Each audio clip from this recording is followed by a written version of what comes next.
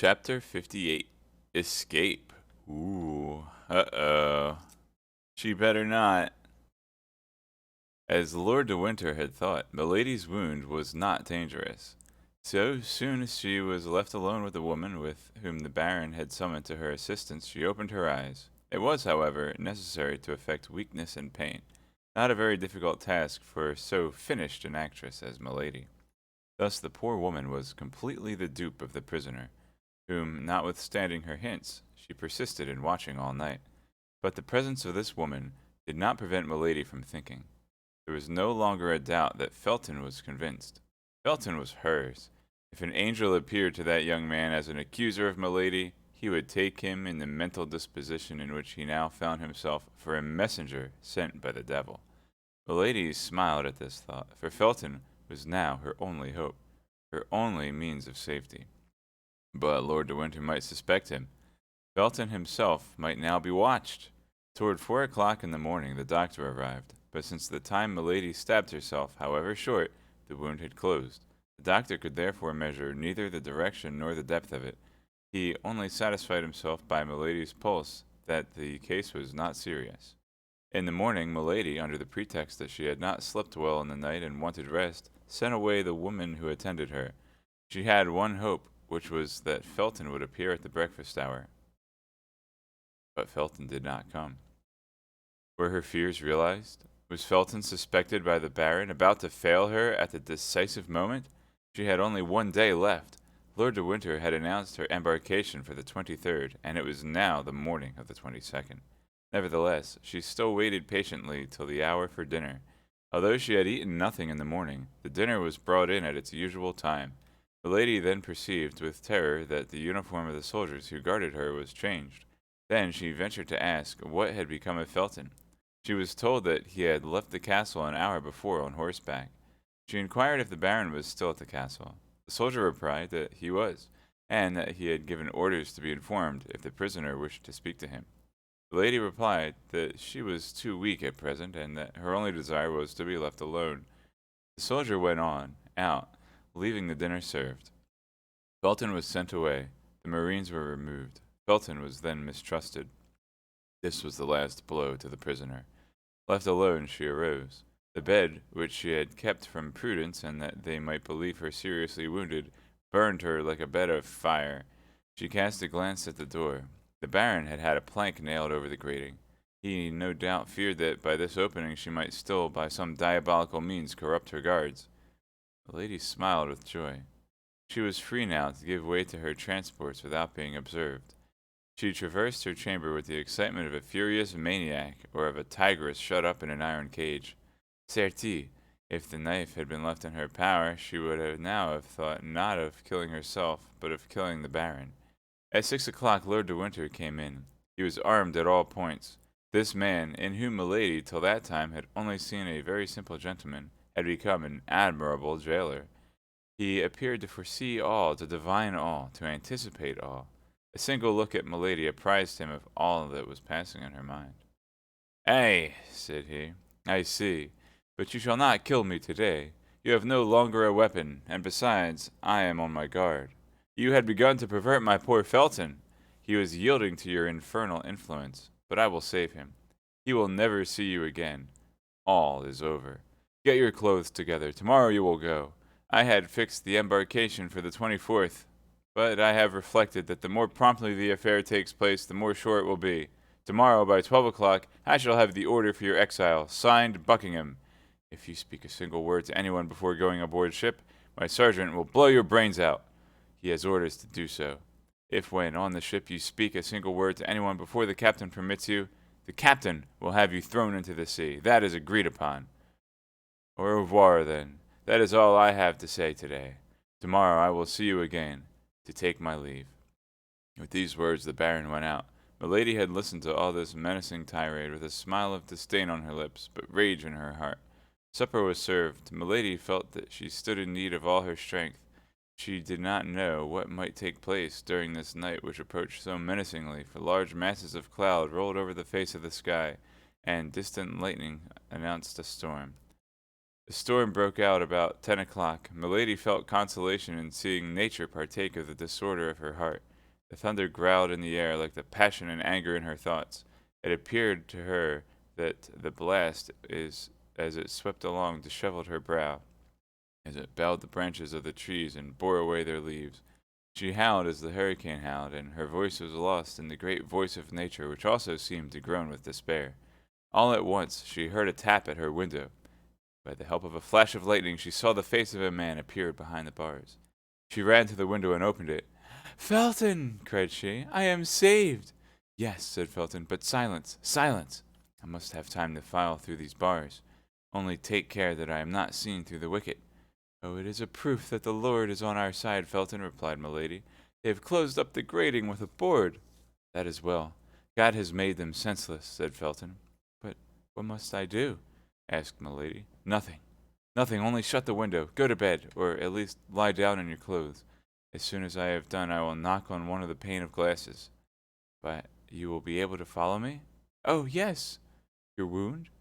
"Gives me pain, but will not prevent my walking." "Be ready, then, at the first signal." Milady shut the windows, extinguished the lamp, and went, as Felton had desired her, to lie down on the bed. Amid the moaning of the storm, she heard the grinding of the file upon the bars, and by the light of every flash she perceived the shadow of Felton through the panes. She passed an hour without breathing, panting, with a cold sweat upon her brow, and her heart oppressed by a frightful agony at every movement she heard in the corridor. There are hours which last a year. At the expiration of an hour, Felton tapped again. Milady sprang out of bed and opened the window. 2 bars removed formed an opening for a man to pass through. "Are you ready?" asked Felton. "Yes." "I must take anything with me?" "Money, if you have any." "Yes, unfortunately and fortunately, they have left me all I had." "So much the better, for I have expended all mine in chartering a vessel." "Here," said Milady, placing a bag full of louis in Felton's hand. Felton took the bag and threw it to the foot of the wall. "Now," said he, "will you come?" "I am ready." Milady mounted upon a chair and passed the upper part of her body through the window. She saw the young officer suspended over the abyss by a ladder of ropes. For the first time an emotion of terror reminded her that she was a woman. The dark space frightened her. "I expected this," said Felton. It's nothing," said Milady. "I will descend with my eyes shut." "Have you confidence in me?" said Felton. "You ask that?" "Put your hands together, cross them, that's right." Felton tied her 2 wrists together with his handkerchief, and then with a cord over the handkerchief. "What are you doing?" asked Milady with surprise. "Pass your arms around my neck, and fear nothing." "But I shall make you lose your balance, and we shall both be dashed to pieces." "Don't be afraid, I am a sailor." Not a second was to be lost. Milady passed her 2 arms around Felton's neck, and let herself slip out of the window. Felton began to descend the ladder slowly, step by step. Despite the weight of 2 bodies, the blast of the hurricane shook them in the air. All at once Felton stopped. "What is the matter?" asked Milady. "Silence," said Felton. "I hear footsteps." "Discovered!" A silence of several seconds. "No," said Felton. "It is nothing." "But what then is the noise?" "That of the patrol going their rounds." "Where is their road?" "Just under us." "They will discover us." "No, if it does not lighten. But they will run against the bottom of the ladder. Fortunately, it is too short by 6 feet. Here they are! My God! Silence!" Both remained suspended, motionless and breathless, within 20 paces of the ground, while the patrol passed beneath them, laughing and talking. This was a terrible moment for the fugitives.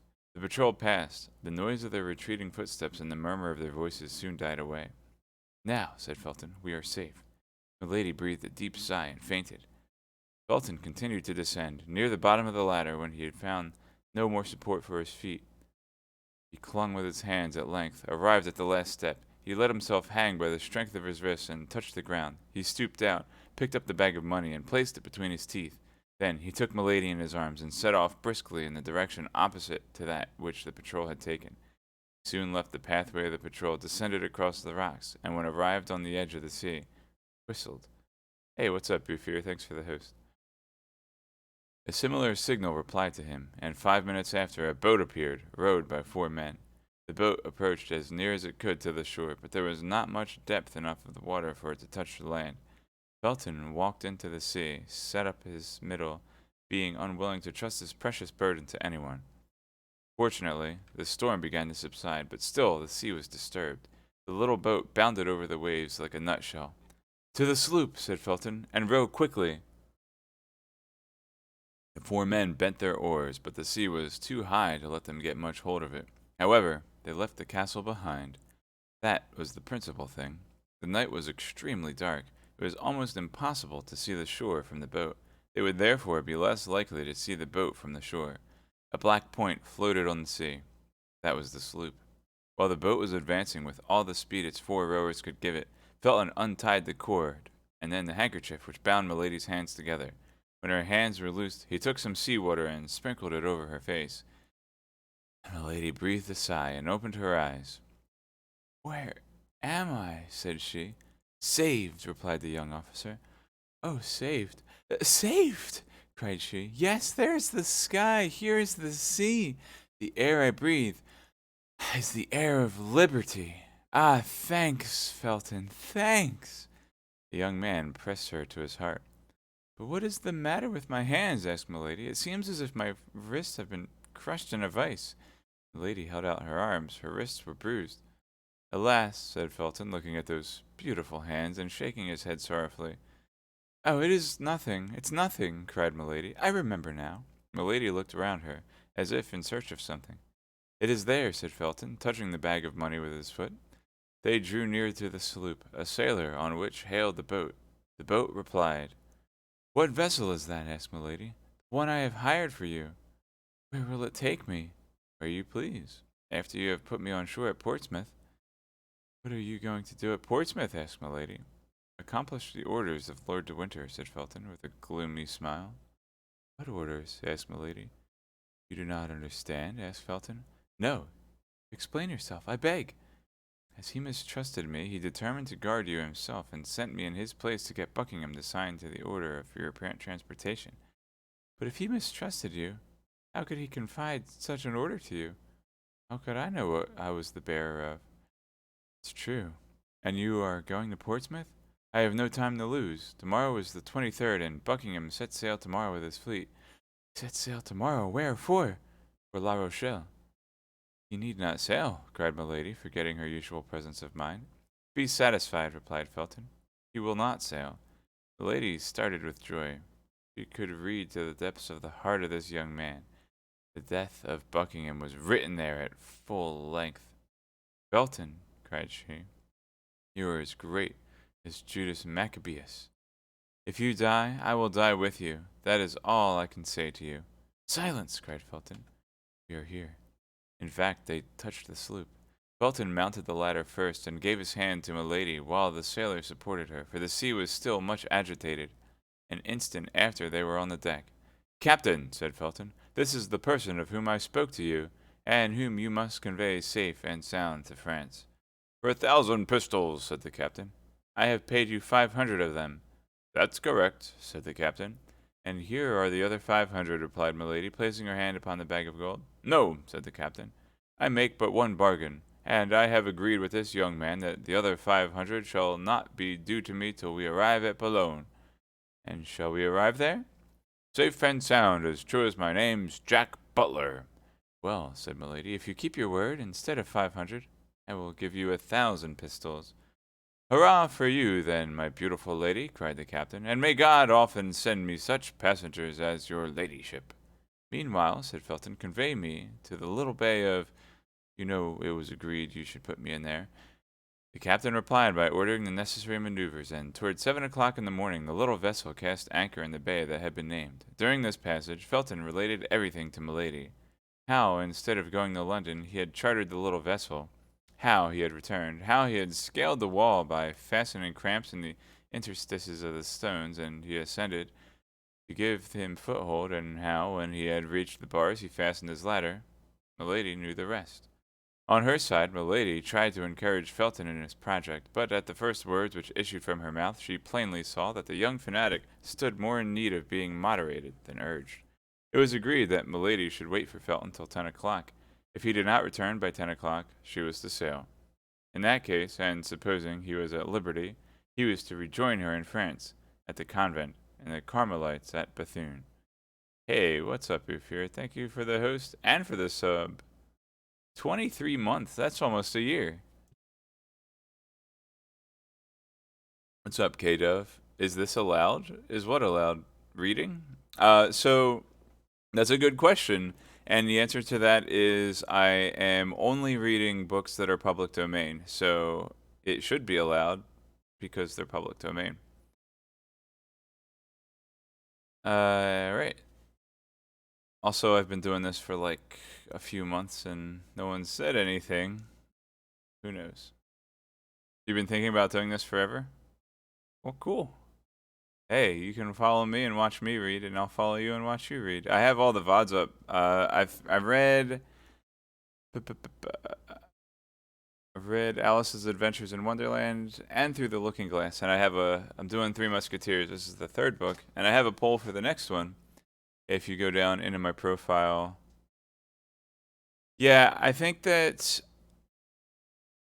I'm pretty sure that a lot of copyrighted books have clauses regarding doing like audiobooks, so that you might get into trouble if you do books that have current copyrights. But I'm only reading public domain books, so you might be able to do it with other books, but you technically should get permission. That's why I'm doing public domain books.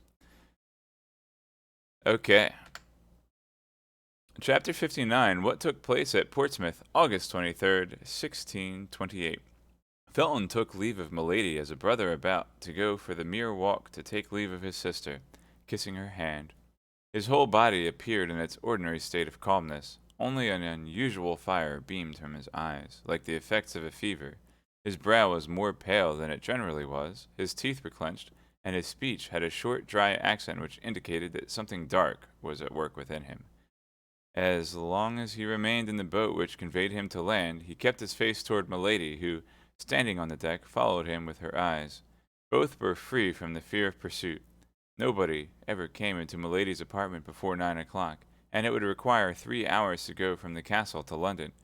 Felton jumped on shore, climbed the little ascent which led to the top of the cliff, saluted Milady a last time, and took his course toward the city. At the end of 100 paces, the ground began to decline, and he could only see the mast of the sloop. He immediately ran in the direction of Portsmouth, which he saw at nearly half a league before him, standing out in the haze of the morning, with its houses and towers. Beyond Portsmouth, the sea was covered with vessels whose masts, like a forest of poplars despoiled by the winter, bent with each breath of the wind. Felton, in his rapid walk, reviewed in his mind all the accusations against the favorite of James I and Charles I, furnished by 2 years of premature meditation and a long sojourn among the Puritans. When he compared the public crimes of this minister, startling crimes, European crimes, if so we may say, with the private and unknown crimes with which Milady had charged him, Felton found that the more culpable of the two men which formed the character of Buckingham was the one of whom the public knew not the life. This was because his love, so strange, so new, and so ardent, made him view the infamous and imaginary accusations of Milady de Winter as through a magnifying lens. One views as frightful monsters, atoms in reality, imperceptible by the side of an ant. The rapidity of his walk heated his blood still more. The idea that he left behind him, exposed to a frightful vengeance, the woman he loved, or rather, whom he adored as a saint, the emotion he had experienced, present fatigue, altogether exalted his mind above human feeling. He entered Portsmouth about 8 o'clock in the morning. The whole population was on foot. Drums were beating in the streets, and in the port, the troops about to embark were marching toward the sea. Felton arrived at the Palace of the Admiralty, covered with dust, and streaming with perspiration. His countenance, usually so pale, was purple with heat and passion. The sentinel wanted to repulse him, but Felton called to the officer of the post, and drawing from his pocket the letter of which he was the bearer, he said, "A pressing message from Lord de Winter." At the name of Lord de Winter, who is known to be one of his Grace's most intimate friends, the officer of the post gave orders to let Felton pass, who, besides, wore the uniform of a naval officer. Felton darted into the palace. At the moment he entered the vestibule, another man was entering, likewise dusty, out of breath, leaving at the gate a post-horse, which, on reaching the palace, tumbled on his four-knees. Felton had addressed, and he addressed Patrick, the Duke's confidential lackey, at the same moment. Felton named Lord de Winter. The unknown would not name anybody, and pretended that it was to the Duke alone he would make himself known. Each was anxious to gain admission before the other. Patrick, who knew Lord de Winter, was in affairs of the service, and in relations of friendship with the Duke, gave the preference to the one who came in his name. The other was forced to wait, and it was easily to be seen how he cursed the delay.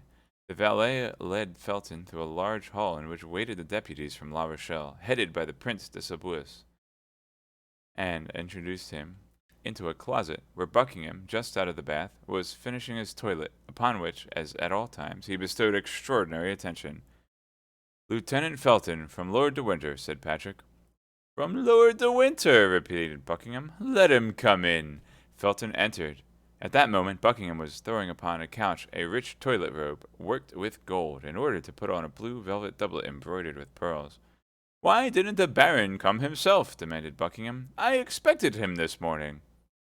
"He desired me to tell your Grace," replied Felton, "that he very much regretted not having that honor, but that he was prevented by the guard he is obliged to keep at the castle."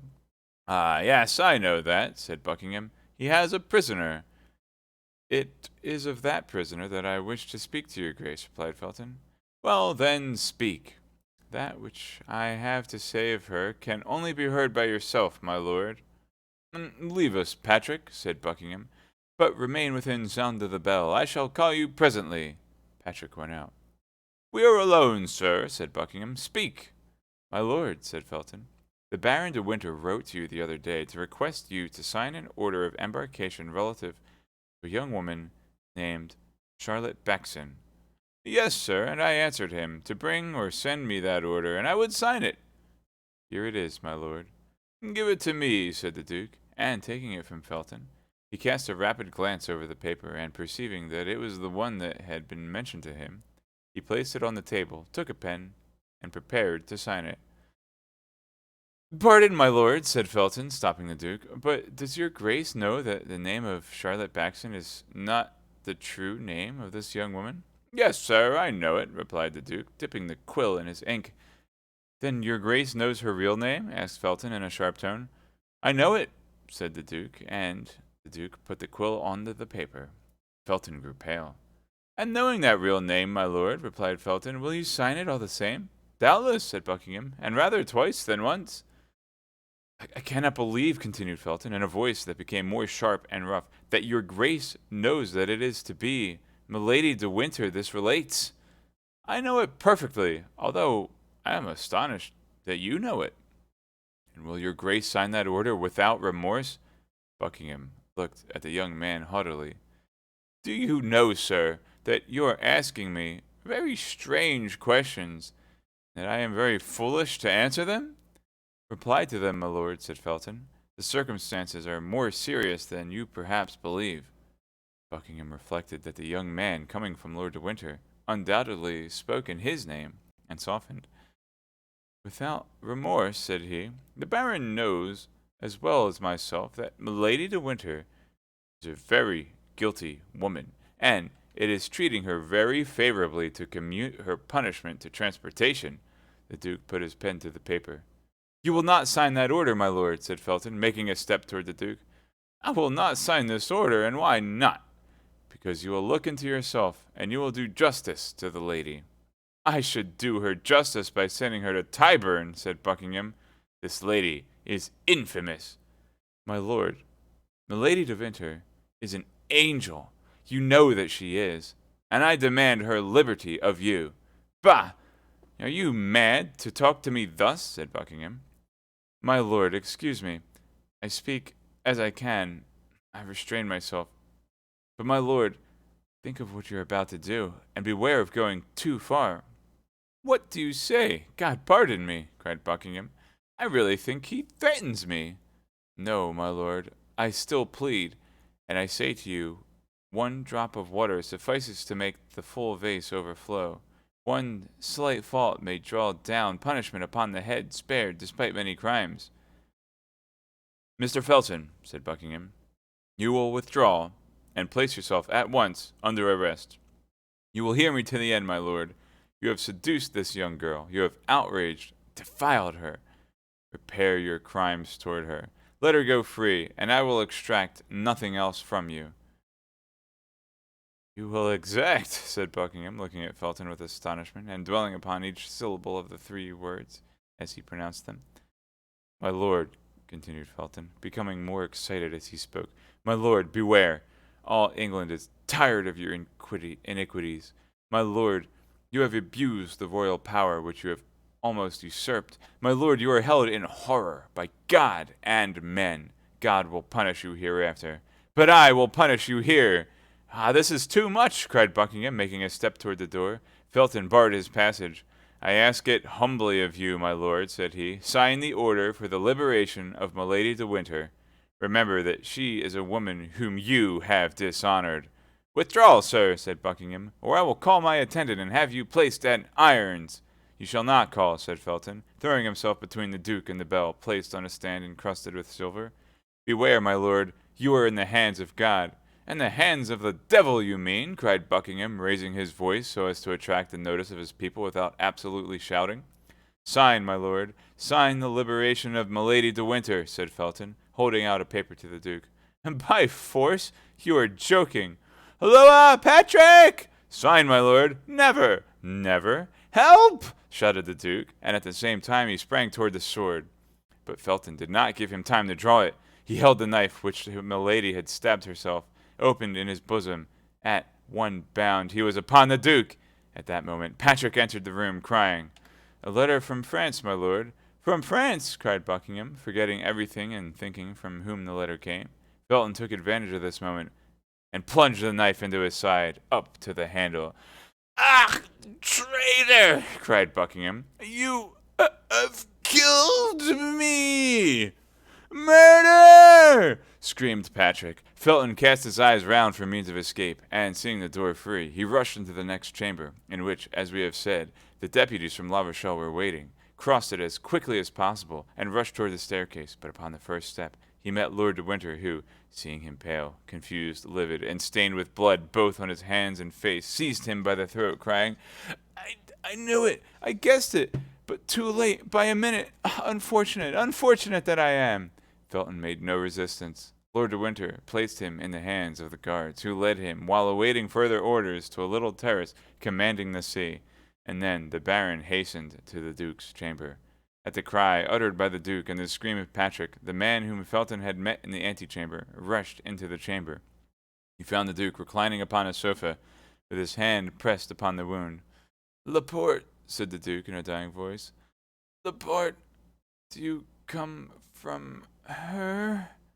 Yes, Monseigneur, replied the faithful cloak-bearer of Anne of Austria. But too late, perhaps. Silence, Laporte. May be overheard. Patrick, let no one enter. Oh, I cannot tell you what she says to me. My God, I am dying.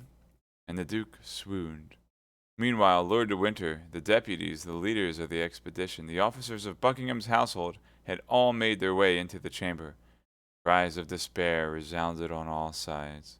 The news, which filled the palace with tears and groans, soon became known and spread itself throughout the city.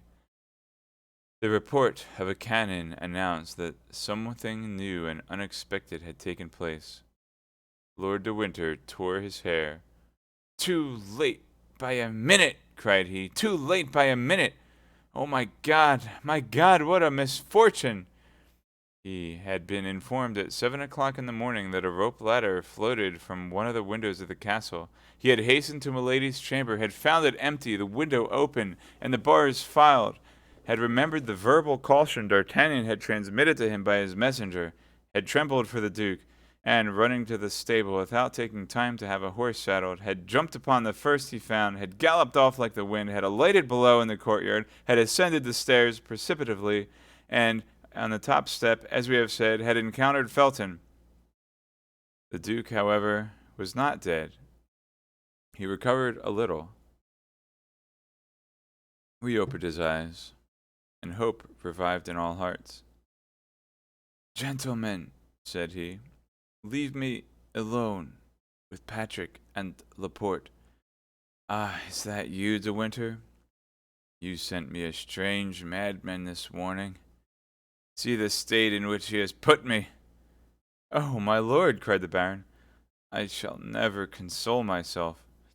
"You would be quite wrong, my dear De Winter," said Buckingham, holding out his hand to him.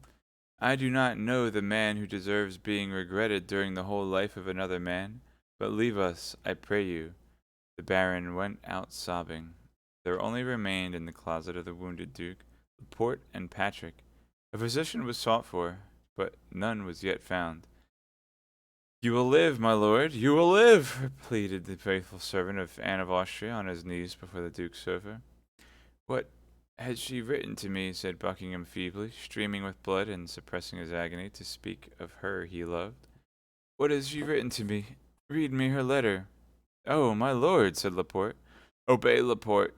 Do you not see I have no time to lose?" Laporte broke the seal and placed the paper before the eyes of the Duke, but Buckingham in vain tried to make out the writing. "Read," said he, "read, I cannot see. Read then, for soon, perhaps, I shall not hear, and I shall die without knowing what she has written to me."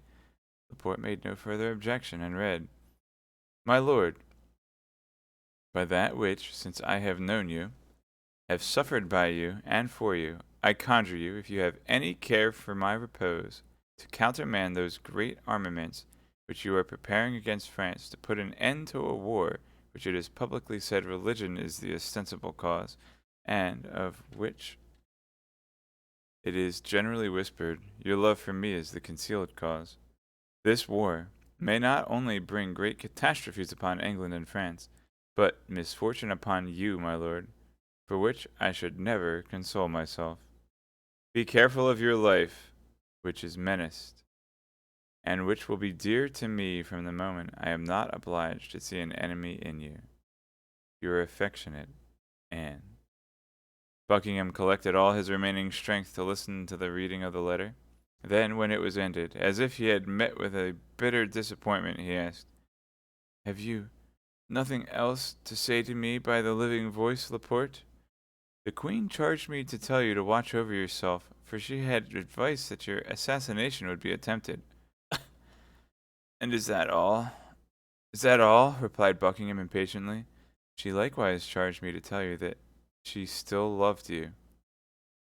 "Ah," said Buckingham, "God be praised. My death, then, will not be to her as the death of a stranger." Laporte burst into tears. "Patrick," said the Duke, "bring me the casket in which the diamond studs were kept." Patrick brought the object desired, which Laporte recognized as having belonged to the Queen. Now the scent-of bag was of white satin, on which her cipher was embroidered in pearls. Patrick again obeyed. "Here, Laporte," said Buckingham, "these are the only tokens I ever received from her. This silver casket and these 2 letters. You will restore them to her Majesty, and, as a last memorial," he looked round for some valuable object, "you will add—" He still saw it, but his eyes, darkened by death, encountered only the knife which had fallen from the hand of Felton, still smoking with the blood spread over its blade. "And you will add to them this knife," said the Duke, pressing the hand of Laporte. He had just strength enough to place the scent bag at the bottom of the silver casket, and to let the knife fall into it, making a sign to Laporte that he was no longer able to speak. Then, in the last convulsion, which this time he had not the power to combat, he slipped from the sofa to the floor. Patrick uttered a loud cry. Buckingham tried to smile a last time, but death checked his thought, which remained engraved on his brow like a last kiss of love. At this moment the Duke's surgeon arrived, quite terrified. He was already on board the Admiral's ship where they had been obliged to seek him.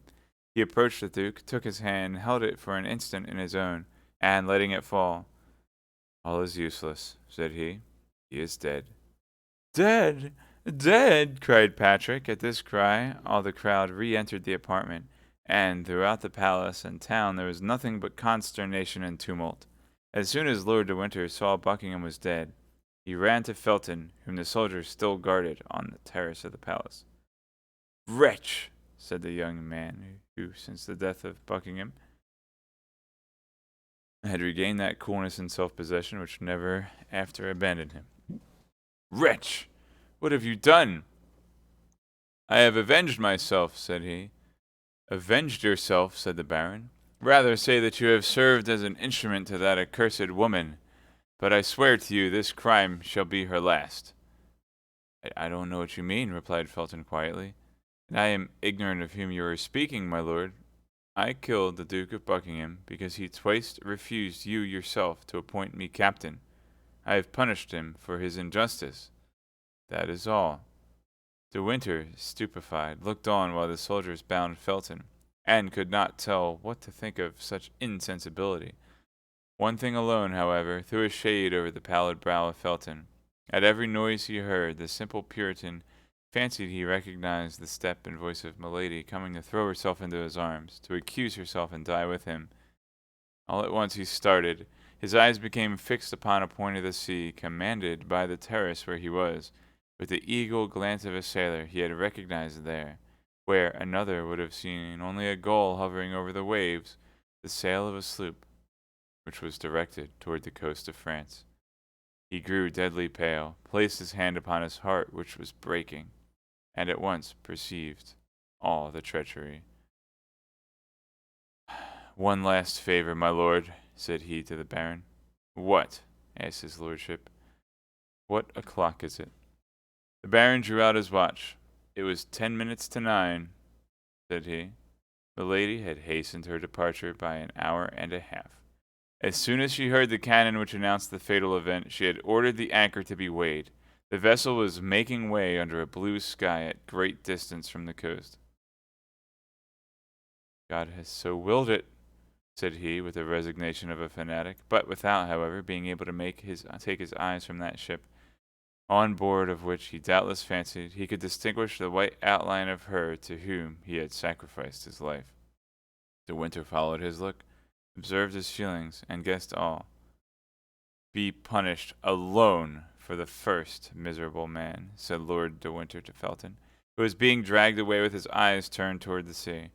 "But I swear to you by the memory of my brother, whom I have loved so much, that your accomplice is not saved." Felton lowered his head without pronouncing a syllable.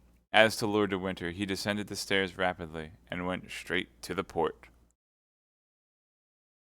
Ooh, we're at the 20-hour mark.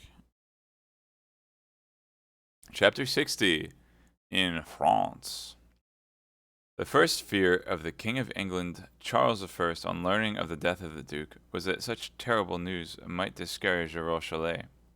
He tried, says Rochelieu to his memoir, to conceal it from them as long as possible, closing all the ports of the kingdom and carefully keeping watch that no vessel should sail until the army which Buckingham was getting together had gone, taking upon himself, in default of Buckingham, to superintend the departure. He carried the strictness of this order so far as to detain in England the ambassadors of Denmark who had taken their leave, and the regular ambassador of Holland, who was to take back to the port of Flushing the Indian merchantmen of which Charles I had made restitution to the United Provinces. But as he did not think of giving this order till 5 hours after the event, that is to say, till 2 o'clock in the afternoon, 2 vessels had already left the port, the one bearing, as we know, Milady, who, already anticipating the event, was further confirmed in the belief by seeing the black flag flying at the masthead of the admiral's ship. As to the second vessel, we will tell hereafter whom it carried and how it set sail. During this time nothing new occurred in the camp at La Rochelle, only that the king, who was bored, as always, but perhaps a little more so in camp than elsewhere, resolved to go incognito and spend the festival of St. Louis at St. Germain, and asked the cardinal to order him an escort of only 20 musketeers. The cardinal, who sometimes became weary of the king, granted this leave of absence with great pleasure to his royal lieutenant, who promised to return about the 15th of September, while Short de Treville, being informed of this by his eminence, packed his portmanteau, and, as without knowing the cause, he knew the great desire and even imperative need which his friends had of returning to Paris, it goes without saying that he fixed upon them to form part of the escort. The 4 young men heard the news a quarter of an hour after Monsieur de Treville, for they were the first to whom he communicated it. It was then that D'Artagnan appreciated the favor the cardinal had conferred upon him in making him at least enter the Musketeers, for without that circumstance he would have been forced to remain in the camp while his companions left it. It goes without saying that this impatience to return toward Paris had for a cause the danger which Madame Bonacieux would run of meeting at the convent of Bouthil with Milady, her mortal enemy. Aramis, therefore, had written immediately to Marie Michon, the seamstress at Tours, who had such fine acquaintances, to obtain from the queen authority for Madame Bonacieux to leave the convent and to retire either into Lorraine or Belgium. They had not long to wait for an answer. 8 or 10 days afterward, Aramis received the following letter: "My dear cousin, here is the authorization from my sister to withdraw our little servant from the convent of Bethune, the air of which you think is bad for her. My sister sends you this authorization with great pleasure. She is very partial to the little girl, to whom she intends to be more serviceable hereafter. I salute you, Marie Michon." To this letter was added an order conceived in these terms: "At the Louvre, August 10th, 1628. The superior of the convent of Bethune will place in the hands of the person who shall present this note to her the novice who entered the convent upon my recommendation and under my patronage, Anne." It may be easily imagined how the relationship between Aramis and a seamstress who called the queen her sister amused the young man. But Aramis, after having blushed 2 or 3 times up to the whites of his eyes at the gross pleasantry of Porthos, begged his friends not to revert to the subject again, declaring that if a single word more was said to him about it, he would never again implore his cousins to interfere in such affairs. There was no further question, therefore, about Marie Michon among the 4 Musketeers, who, besides, had what they wanted. That was the order to withdraw Madame Bonacieux from the convent of the Carmelites of Bethune. It was true that this order would not be of great use to them while they were in camp at La Rochelle, that is to say, at the other end of France. Therefore, D'Artagnan was going to ask leave of absence of Monsieur de Treville, confiding to him candidly the importance of this departure. When the news was transmitted to him, as well as to his 3 friends, that the king was about to set out for Paris with an escort of 20 Musketeers, and that they formed part of the escort, their joy was great. The lackeys were sent on before with the baggage, and they set out on the morning of the 16th. The cardinal accompanied his majesty from Sergel de Melun, and there the king and his minister took leave of each other with great demonstrations of friendship. The king, however, who sought distraction while traveling as fast as possible, for he was anxious to be in Paris by the 23rd, stopped from time to time to fly the magpie, a pastime for which the taste had been formerly inspired in him by de Luynes, and for which he had always preserved a great predilection. Out of the 20 Musketeers, 16, when this took place, rejoiced greatly at this relaxation, but the other 4 cursed it heartily. D'Artagnan, in particular, had a perpetual buzzing in his ears, which Porthos explained thus: "A very great lady has told me that this means that somebody is talking of you somewhere." At length, the escort passed through Paris on the 23rd in the night. The king thanked Monsieur de Treville and permitted him to distribute furloughs for 4 days, on condition that the favored parties should not appear in any public place, under penalty of the Bastille.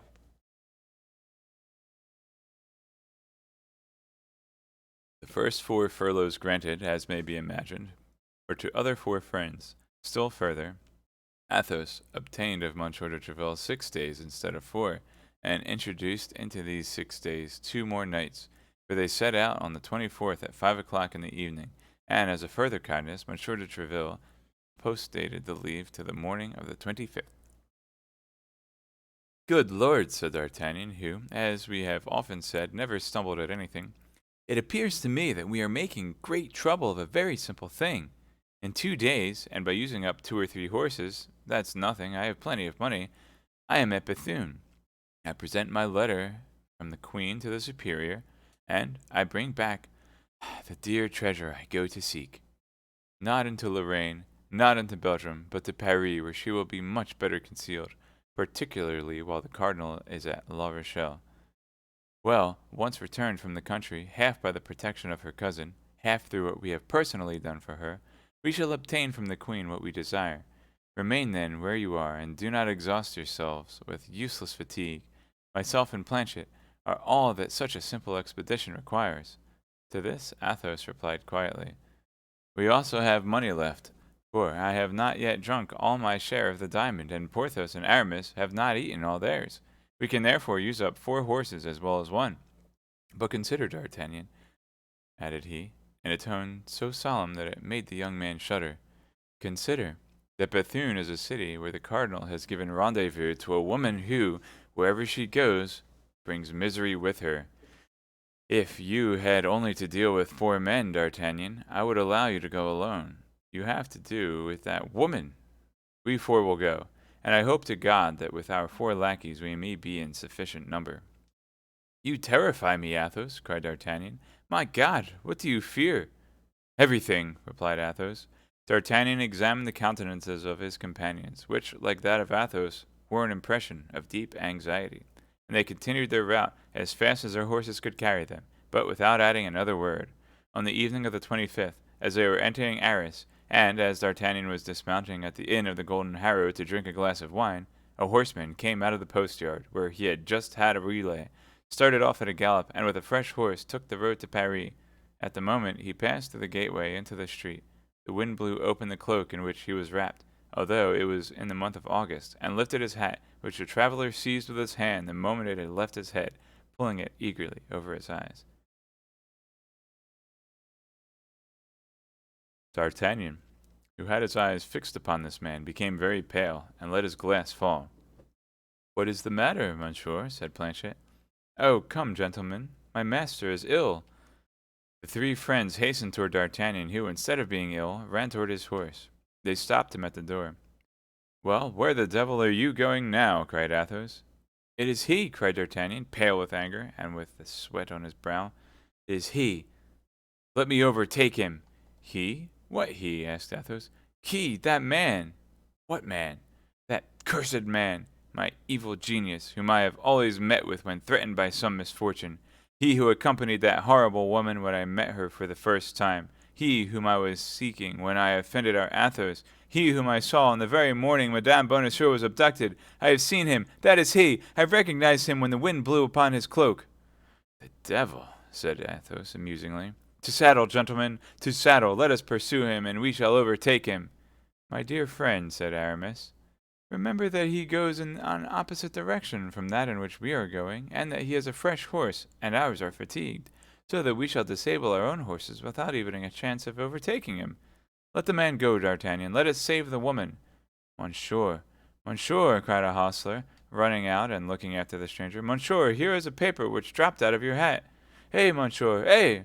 "Friend," said D'Artagnan, "a half pistol for that paper." "My faith, monsieur, with great pleasure. Here it is." The hostler, enchanted with the good day's work he had done, returned to the yard. D'Artagnan unfolded the paper. "Well?" eagerly demanded all his 3 friends. "Nothing but one word," said D'Artagnan. "Yes," said Aramis. "But that one word is the name of some town or village." "Armentières," read Porthos. "Armentières? I don't know such a place." "And that name of a town or village is written in her hand," cried Athos. Come on," said D'Artagnan. "Let us keep that paper carefully. Perhaps I have not thrown away my half pistol. To horse, my friends, to horse!" And the 4 friends flew at a gallop along the road to Bethune. Got 80 pages left, but some of that might be appendixes. Chapter 61. The Carmelite Convent at Bethune. Great criminals bear about them a kind of predestination which makes them surmount all obstacles, which makes them escape all dangers, up to the moment which a wearied Providence has marked as the rock of their impious fortunes. It was thus with Milady. She escaped the cruisers of both nations and arrived at Boulogne without accident. When landing at Portsmouth, Milady was an Englishwoman whom the persecutions of the French drove from La Rochelle. When landing at Boulogne after a 2 days' passage, she passed for a Frenchwoman whom the English persecuted at Portsmouth out of their hatred for France. Milady had likewise the best of passports, her beauty, her noble appearance, and the liberality with which she distributed her pistols. Freed from the usual formalities by the affable smile and gallant manners of an old governor of the port, who kissed her hand, She only remained long enough at Boulogne to put into the post a letter conceived in the following terms: To His Eminence Monsieur the Cardinal Richelieu, and his camp before La Rochelle. Monseigneur, let your Eminence be reassured. His Grace the Duke of Buckingham will not set out for France. Milady de Boulogne, evening of the 25th. P.S. According to the desire of your Eminence, I report to the convent of the Carmelites at Bethune, where I will await your orders. Accordingly, that same evening Milady commenced her journey. Night overtook her. She stopped and slept at an inn. At 5 o'clock the next morning she again proceeded, and in 3 hours after entered Bethune. She inquired for the convent of the Carmelites, and went thither immediately. The superior met her. Milady showed her the cardinal's order. The abbess assigned her a chamber, and had breakfast served. All the past was effaced from the eyes of this woman, and her looks, fixed on the future, beheld nothing but the high fortunes reserved for her by the cardinal, whom she had so successfully served without his name being in any way mixed up with the sanguinary affair. The ever-new passions which consumed her gave to her life the appearance of those clouds which float into heavens, reflecting sometimes azure, sometimes fire, sometimes the opaque blackness of the tempest, and which leave no traces upon the earth behind them, but devastations and death. After breakfast the abbess came to pay her a visit. There was very little amusement in the cloister, and the good superior was eager to make the acquaintance of her new boarder.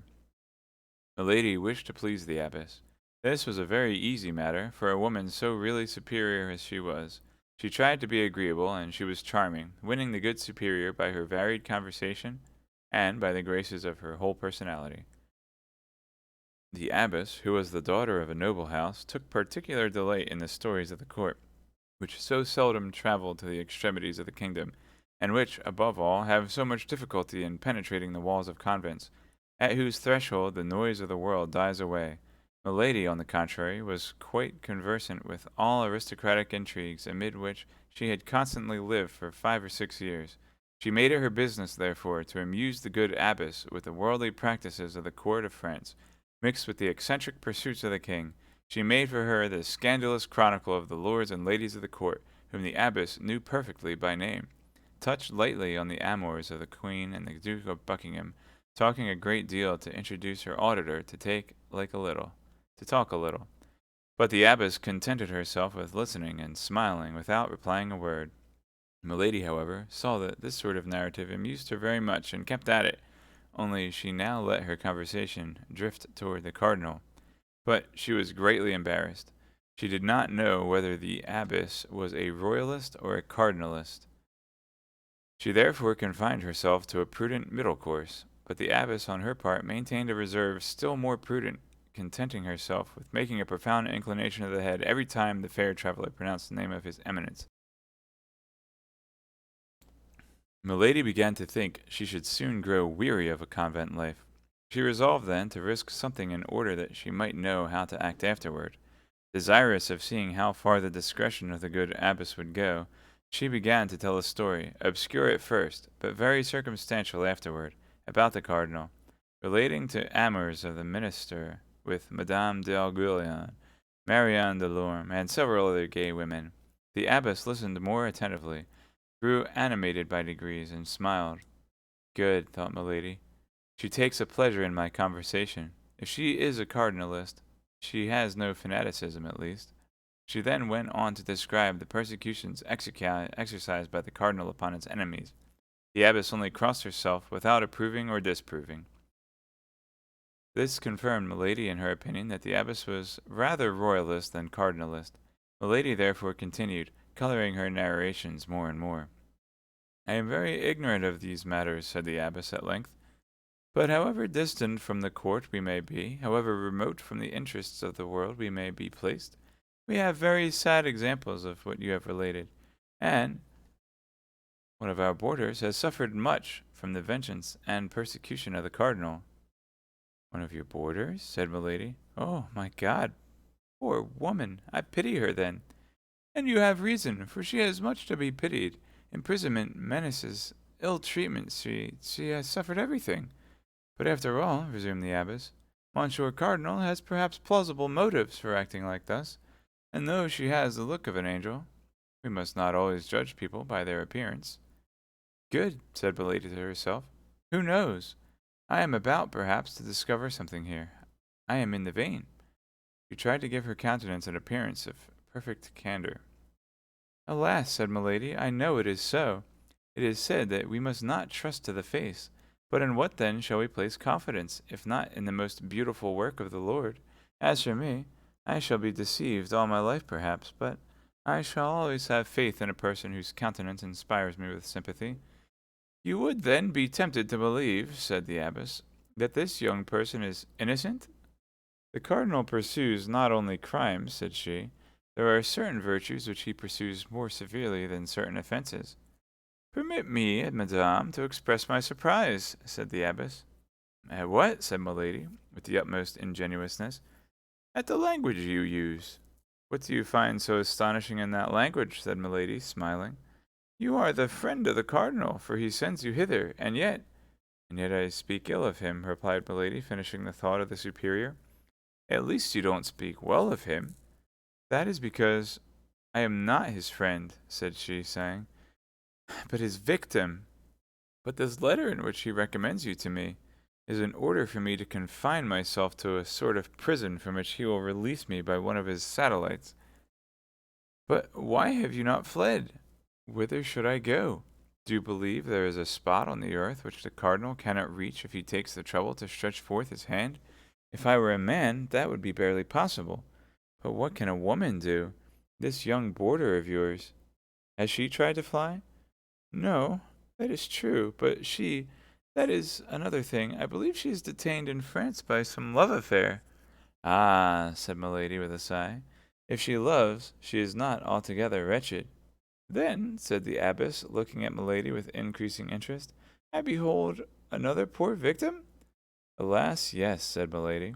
The abbess looked at her for an instant with uneasiness, as if a fresh thought suggested itself to her mind. You are not an enemy of our holy faith? Said she, hesitatingly. Who, I? Cried Milady. I, a Protestant? Oh, no! I call to witness the God who hears us, that, on the contrary, I am a fervent Catholic. Then, madame, said the abbess, smiling, be reassured. The house in which you are shall not be a very hard prison, and we will do all in our power to make you cherish your captivity. You will find here, moreover, the young woman of whom I spoke, who is persecuted, no doubt, in consequence of some court intrigue. She is amiable and well behaved. What is her name? She was sent to me by someone of high rank, under the name of Kitty. I have not tried to discover her other name. Kitty? Cried Milady. What? Are you sure that she is called so? Yes, madame. Do you know her? Milady smiled to herself at the idea which had occurred to her that this might be her old chambermaid. There was connected with the remembrance of this girl a remembrance of anger, and a desire of vengeance disordered the features of Milady, which, however, immediately recovered the calm and benevolent expression which this woman of 100 faces had for a moment allowed them to lose. And when can I see this young lady for whom I already feel so great a sympathy? Asked Milady. Why, this evening, said the abbess. Today even. But you have been traveling these 4 days, as you told me yourself. This morning you rose at 5 o'clock. You must stand in need of repose. Go to bed and sleep. At dinner time we will rouse you. Although Milady would very willingly have gone without sleep, sustained as she was by all the excitements which a new adventure awakened in her heart, ever thirsting for intrigues, she nevertheless accepted the offer of the superior. During the last 15 days she had experienced so many and such various emotions that if her frame of iron was still capable of supporting fatigue, her mind required repose. She therefore took leave of the abbess and went to bed, softly rocked by the ideas of vengeance, which the name of Kitty had naturally brought to her thoughts. She remembered that almost unlimited promise which the cardinal had given her if she succeeded in her enterprise. She had succeeded. D'Artagnan was then in her power. One thing alone frightened her. That was the remembrance of her husband, the Comte de la Fère, whom she had believed dead, or at least expatriated, and whom she found again in Athos, the best friend of D'Artagnan. But alas, if he was the friend of D'Artagnan, he must have lent him his assistance. and all the proceedings by whose aid the queen had deflated the project of his eminence. If he was the friend of D'Artagnan, he was the enemy of the cardinal, and she doubtless would succeed in involving him in the vengeance by which she hoped to destroy the young musketeer. All these hopes were so many sweet thoughts for Milady. So, rocked by them, she soon fell asleep. She was awakened by a soft voice which sounded at the foot of her bed. She opened her eyes, and saw the abbess, accompanied by a young woman with light hair and delicate complexion, who fixed upon her a look full of benevolent curiosity. The face of the young woman was entirely unknown to her. Each examined the other with great attention. While exchanging the customary compliments, both were very handsome, but of quite different styles of beauty. Milady, however, smiled, and observing that she excelled the young woman by far in her high air and aristocratic bearing. It is true that the habit of a novice, which the young woman wore, was not very advantageous in a contest of this kind. Yo, what's up, Drake? Thank you so much for raiding with a party of 7. Welcome everybody from Drake's stream. My name is Cross Product, and I am reading The Three Musketeers by Alexandre Dumas. And only have about 70 pages left, so that's cool. We just passed the 20-hour mark today. Not decided yet if I'm going to finish this today or next week, but strap in and listen. The abbess introduced them to each other. When this formality was ended, as her duties called her to chapel, she left the two young women alone. The novice, seeing Milady in bed, was about to follow the example of the superior, but Milady stopped her. "How, madame," said she, "I have scarcely seen you, and you already wish to deprive me of your company, upon which I had counted a little, I must confess, for the time I have to pass here?" "No, madame," replied the novice. "Only I thought I had chosen my time ill. You were asleep. You are fatigued." "Well," said Milady, "what can those who sleep wish for? A happy awakening? This awakening you have given me. Allow me, then, to enjoy it at my ease." And taking her hand, she drew her toward the armchair by the bedside. The novice sat down. "How unfortunate I am," said she. "I have been here 6 months without the shadow of recreation. You arrive, and your presence was likely to afford me delightful company. Yet I expect, in all probability, to quit the convent at any moment." "How are you going soon?" asked Milady. "At least I hope so," said the novice, with an expression of joy which she made no effort to disguise. "I think I learned you had suffered persecutions from the cardinal," continued Milady. "That would have been another motive for sympathy between us." "What I have heard, then, from our good mother is true. You have likewise been a victim of that wicked priest." "Hush," said Milady. "Let us not even here speak thus of him. All my misfortunes arise from my having said nearly what you have said before a woman whom I thought my friend, and who betrayed me. Are you also the victim of a treachery?" "No," said the novice, "but of my devotion. Of a devotion to a woman I loved, for whom I would have laid down my life, for whom I would give it still." "And who has abandoned you? Is that it?" "I have been sufficiently unjust to believe so, but during the last 2 or 3 days I have obtained proof to the contrary, for which I thank God, for it would have cost me very dear to think she had forgotten me. But you, madame, you appear to be free," continued the novice, "and if you were inclined to fly, it only rests with yourself to do so. Whither would you have me go? Without friends, without money, in a part of France with which I am unacquainted, and where I have never been before?" "Oh," cried the novice, "as to friends, you would have them wherever you went. You appear so good, and are so beautiful." "That does not prevent," replied Milady, softening her smile so as to give it an angelic expression, "my being alone or being persecuted." "Hear me," said the novice. "We must trust in heaven. There always comes a moment when the good you have done pleads your cause before God. And see, perhaps it is a happiness for you, humble and powerless as I am, that you have met with me. For if I leave this place, well, I have powerful friends who, after having exerted themselves on my account, may also exert themselves for you." "Oh, when I said I was alone," said Milady, hoping to make the novice talk by talking to her of herself, "it is not for want of friends in high places, but these friends themselves tremble before the cardinal. The queen herself does not dare to oppose the terrible minister. I have proof that her majesty, notwithstanding her excellent heart, has more than once been obliged to abandon to the anger of his eminence persons who had served her." "Trust me, madame, the queen may appear to have abandoned those persons, but we must not put faith in appearances. The more they are persecuted, the more she thinks of them, and often, when they least expect it, they have proof of a kind remembrance. Alas, said Milady, I believe so. The Queen is so good. Oh, you know her then, that lovely and noble Queen, that you speak of her thus? Cried a novice with enthusiasm. That is to say, replied Milady, driven into her entrenchment, that I have not the honor of knowing her personally, but I know a great number of her most intimate friends. I am acquainted with Monsieur de Putain and Monsieur Dujart in England. I know Monsieur de Treville. Monsieur de Treville! Exclaimed the novice. Do you know Monsieur de Treville? Yes, perfectly well. Intimately, even. The captain of the King's Musketeers? The captain of the King's Musketeers. Why then, only see, cried the novice, we shall soon be well acquainted, almost friends. If you know Monsieur de Treville, you must have visited him. Often, said Milady, who, having entered this track, and perceiving that falsehood succeeded, was determined to follow it to the end.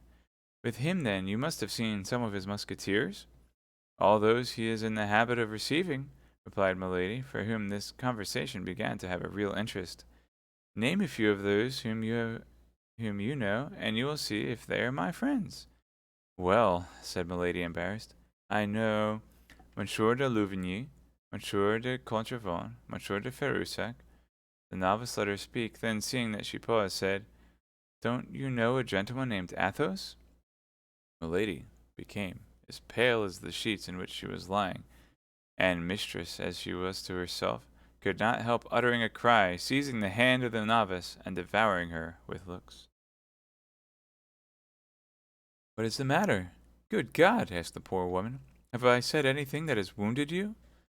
No, but the name struck me, because I also have known that gentleman, and it appeared strange to meet with a person who appears to know him well. Oh, yes, very well. Not only him, but some of his friends, Messieurs Porthos and Aramis. Indeed, you know them likewise? I know them, cried Milady, who began to feel a chill penetrate her heart. Well, if you know them, you know that they are good and free companions. Why do you not apply to them if you stand in need of help? That is to say, stammered Milady, I am not really very intimate with any of them. I know them from having heard one of their friends, Monsieur d'Artagnan, say a great deal about them. You know Monsieur d'Artagnan, cried the novice, in her turn seizing the hands of Milady and devouring her with her eyes. Then, remarking the strange expression of Milady's countenance, she said, Pardon me, madame. You know him by what title? Why, replied Milady, embarrassed. Why, by the title of friend. You deceive me, madame, said the novice. You have been his mistress. It is you who have been his mistress, madame, cried Milady in her turn.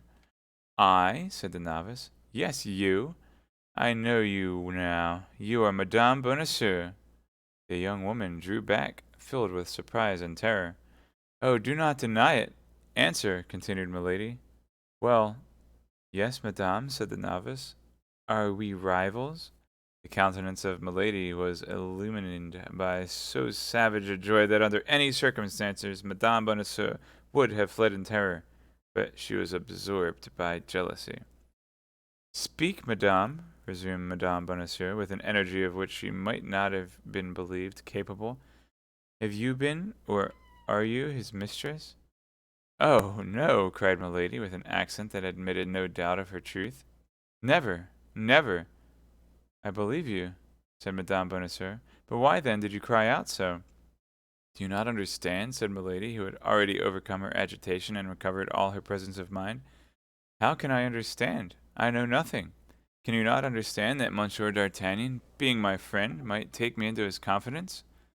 Truly? Do you not perceive that I know all your abduction from the little house at Saint Germain, his despair, that of his friends, and their useless inquiries up to this moment? How could I help being astonished when, without having the least expectation of such a thing, I meet you face to face, you of whom we have so often spoken together, you of whom he loves with all his soul, you whom he had taught me to love before I had seen you? Ah, dear Constance, I have found you. Then, I see you at last. And Milady stretched out her arms to Madame Bonacieux, who, convinced by what she had just said, saw nothing in this woman whom an instant before she had believed her rival, but a sincere and devoted friend. Oh, pardon me, cried she, sinking upon the shoulders of Milady. Pardon me. I love him so much. These two women held each other for an instant in a close embrace. Certainly, if Milady's strength had been equal to her hatred, Madame Bonacieux would never have left that embrace alive. But, not being able to stifle her, she smiled upon her. Oh, you beautiful, good little creature, said Milady. How delighted I am to have found you. Let me look at you. And while saying these words, she absolutely devoured her by her looks. Oh, yes, it is you indeed. From what he has told me, I know you now. I recognize you perfectly. The poor woman could not possibly suspect what frightful cruelty was behind the rampart of that pure brow, behind those brilliant eyes in which she read nothing but interest and compassion. Then you know what I have suffered, said Madame Bonacieux, since he has told you what he has suffered. But to suffer for him is happiness. The lady replied mechanically, Yes, that is happiness. She was thinking of something else. And then, continued Madame Bonacieux, my punishment is drawing to a close. Tomorrow, this evening perhaps, I shall see him again, and then the past will no longer exist. This evening? Asked Milady, roused from her reverie by those words. What do you mean? Do you expect news from him? I expect himself. Himself? D'Artagnan here? Himself! That's impossible. He is at the siege of La Rochelle with the cardinal. He will not return till after the taking of the city. Ah, you fancy so. But is there anything impossible for my D'Artagnan, the noble and loyal gentleman? Oh, I cannot believe you. Well, read then, said the unhappy young woman, in the excess of her pride and joy, presenting a letter to Milady. The writing of Madame de Chevreuse, said Milady to herself. Ah, I always thought there was some secret understanding in that quarter. And she greedily read the following few lines. My dear child, hold yourself ready. Our friend will see you soon, and he will only see you to release you from that imprisonment in which our safety required you should be concealed. Prepare, then, for your departure, and never despair of us. Our charming Gaston has just proved himself as brave and faithful as ever. Tell him that certain parties are grateful for the warning he has given. Yes, yes, said Milady. The letter is precise. Do you know what that warning was? No, I only suspect he has warned the Queen against some fresh machinations of the Cardinal. Yes, that's it, no doubt, said Milady, returning the letter to Madame Bonacieux and letting her head sink pensively upon her bosom. At that moment they heard the gallop of a horse. Oh, cried Madame Bonacieux, darting to the window. How can it be he? Milady remained still in bed, petrified by surprise. So many unexpected things happened to her all at once that, for the first time, she was at a loss. He, he, murmured she. Can it be he? And she remained in bed with her eyes fixed. Alas, no, said Madame Bonacieux. It is a man I don't know, although he seems to be coming here. Yes, he checks his pace. He stops at the gate. He rings. Milady sprang out of bed. You are sure it is not he? said she. Yes, yes, very sure.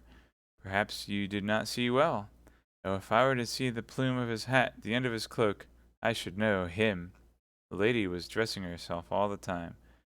Yes, he has entered. It is for you. It is for you or me? My God, how agitated you seem. Yes, I admit it. I have not your confidence. I fear the cardinal. Hush, said Madame Bonacieux. Somebody is coming. Immediately the door opened and the superior entered. Did you come from Boulogne? Demanded she of Milady. Yes, replied she, trying to recover her self-possession. Who wants me? A man who will not tell his name, but who comes from the cardinal, and who wishes to speak with me? Who wishes to speak to a lady recently come from Boulogne. Then let him come in, if you please. Oh, my God, cried Madame Bonacieux. Can it be bad news? I fear it. I will leave you with this stranger, but as soon as he is gone, if you will permit me, I will return. Permit you? I beseech you. The superior and Madame Bonacieux retired. Milady remained alone, with her eyes fixed upon the door. An instant later, the jingling of spurs was heard upon the stairs. Steps drew near, the door opened, and a man entered. Milady cried an utter cry of joy. This man was the Comte de Rochefort, the the demoniacal tool of his eminence. Alright.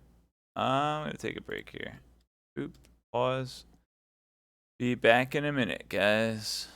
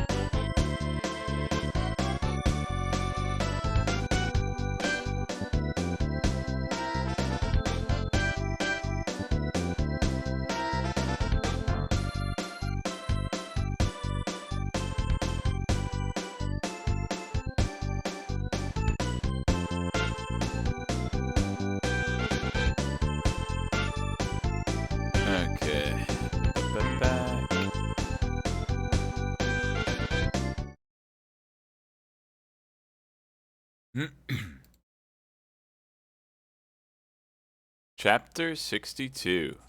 Two Varieties of Demons. Ah, cried Milady at Rochefort together.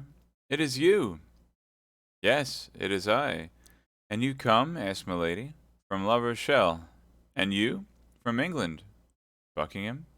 Dead, or desperately wounded, as I have left without being able to hear anything of him. A fanatic has just assassinated him. Ah, said Rochefort with a smile.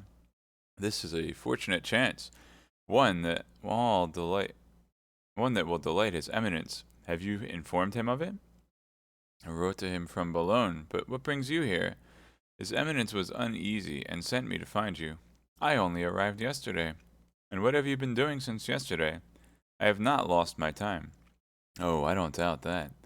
Do you want to know whom I have encountered here? No. Guess. How can I? That young woman whom the Queen took out of prison. The mistress of that fellow D'Artagnan? Yes, Madame Bonacieux, with whose retreat the cardinal was unacquainted. Well, well, said Rochefort. Here he is, a chance which may pair off with the other. Monsieur Cardinal is indeed a privileged man. Imagine my astonishment, continued Milady, when I found myself face to face with this woman. Does she know you? No. Then she looks upon you as a stranger? The lady smiled. I am her best friend. Upon my honor, said Rochefort, it takes you, my dear Countess, to perform such miracles. And it is well I can, Chevalier, said Milady, for do you know what is going on here? No. They will come for her tomorrow or the day after with an order from the Queen. Indeed, and who? D'Artagnan and his friends. Indeed, they will go so far that we shall be obliged to send them to the Bastille. Why is it not done already? What would you? The cardinal has a weakness for these men which I cannot comprehend. Indeed. Yes. Well then, tell him this, Rochefort. Tell him that our conversation at the inn of the Red Dovecote was overheard by these four men. Tell him that after his departure one of them came up to me and took from me by violence the safe conduct which he had given me. Tell him they warned Lord de Winter of my journey to England, that this time they nearly foiled my mission as they foiled the affair of the studs. Tell him that among these four men two only are to be feared, D'Artagnan and Athos. Tell him that the third, Aramis, is the lover of Madame de Chevreuse. He may be left alone. We know his secret, and it may be useful. As to the fourth, Porthos, he is a fool, a simpleton, a blustering booby, not worth troubling himself about. But these four men must now be at the siege of La Rochelle? I thought so too, but a letter which Madame Bonacieux has received from Madame the Constable, and which she has had the imprudence to show me, leads me to believe that these four men, on the contrary, are on the road hither to take her away. The devil! What's to be done? What did the cardinal say about me? I was to take your dispatches, written or verbal, and return by post, and when he shall know what you have done, he will advise what you have to do. I must then remain here? Here or in the neighborhood. You cannot take me with you? No, the order is imperative. Near the camp you might be recognized, and your presence, you must be aware, would compromise the cardinal. Then I must wait here or in the neighborhood? Only tell me beforehand where you will wait for intelligence from the cardinal. Let me know always where to find you. Observe, it is probable that I may not be able to remain here. Why? You forget that my enemies may arrive at any minute. That's true. But is this little woman, then, to escape his eminence? Bah! Said Milady with a smile that belonged only to herself. You forget that I am her best friend. Ah, that's true. I may then tell the cardinal with respect to this little woman, that he may be at ease. Is that all? He will know what that means. He will guess, at least. Now then, what had I better do? Return instantly. It appears to me that the news you bear is worth the trouble of a little diligence. My chaise broke down coming to little. Capital! What? Capital? Yes, I want your chaise. And how shall I travel then? On horseback. You talk very comfortably. 180 leagues. What's that? One can do it. Afterward? Afterward? Why, in passing through Lillier, you will send me your chaise, with an order to your servant to place himself at my disposal. Well, you have, no doubt, some order from the cardinal about you? I have my full power. Show it to the abbess, and tell her that someone will come and fetch me, either today or tomorrow, and that I am to follow the person who presents himself in your name. Very well. Don't forget to treat me harshly in speaking of me to the abbess. To what purpose? I am a victim of the cardinal. It is necessary to inspire confidence in that poor little Madame Bonacieux. That's true. Now, will you make me a report of all that has happened? Why, I have related the events to you. You have a good memory. Repeat what I have told you. A paper may be lost. You are right. Only let me know where to find you that I may not run needlessly about the neighborhood. That's correct. Wait! Do you want a map? Oh, I know this country marvelously. You? When were you here? I was brought up here. Truly? It is worth something. You seem to have been brought up somewhere. You will wait for me then? Let me reflect a little. Aye, that will do. At Armentières. Where is that Armentières? A little town on the Lys. I shall only have to cross the river, and I shall be in a foreign country. Capital! But what? It is understood you will only cross the river in case of danger. That is well understood. In that case, how shall I know where you are? You do not want your lackey? Is he a sure man? To the proof. Give him to me. Nobody knows him. I will leave him at the place I quit, and he will conduct you to me. And you say you will wait for me at Armentières? At Armentières. Write the name on a bit of paper, lest I should forget it.